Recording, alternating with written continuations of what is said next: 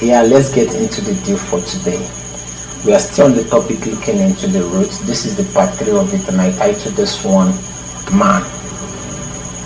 Like I said, we'll be traveling back history. It is said God created man in his image and likeness. But I want you and I to ask a question, that if God in the course of creation never failed, then why did man fail and are still failing? I want to answer this question by first of all highlighting some of the features of God that is key to this message. Number one, God is purposeful, God is powerful, God is unstoppable, God is uninterruptible. These features are the reasons why from the one of creation until the purpose was completed, there was no account of any delay or interruption. And I must say that these features of God I just mentioned are part of the features God embedded in man.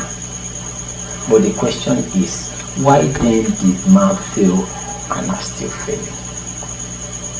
I want to go into the details now. But first of all, I want us to understand one thing, that God created all he created for his own pleasure and fun. That is why after the whole of the creation, he rested, and yet is still resting, only to observe and be entertained by his creations.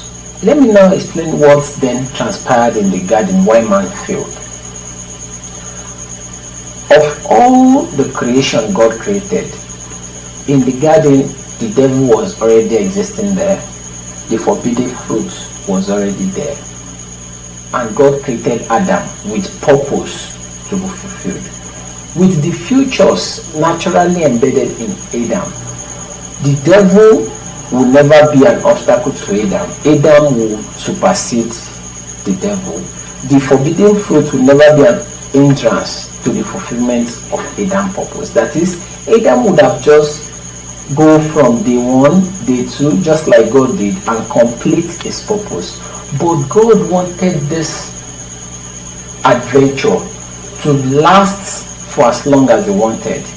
Therefore, for the reason that God will not himself or by himself put the hands of men in sin, God decided to develop another strategy. God created Eve and handed over to Adam to love, to care, to protect, and to guide.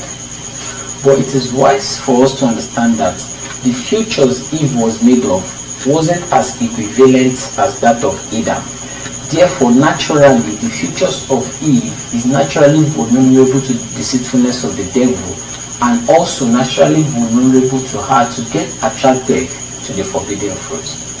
My take is that Eve's vulnerability to the deceitfulness of the devil, or getting attracted to the forbidden fruit, wasn't a weakness at her end. Rather, it's a weakness on the end of Adam for not adequately equipped Eve with the knowledge she needed to be protected, or rather, he had not protected her by leaving her alone, but only loved her, because it is whom you love, you take advice from them and you listen to, which God knew. So on the side of Adam, it was an error, which was a success on the side of God.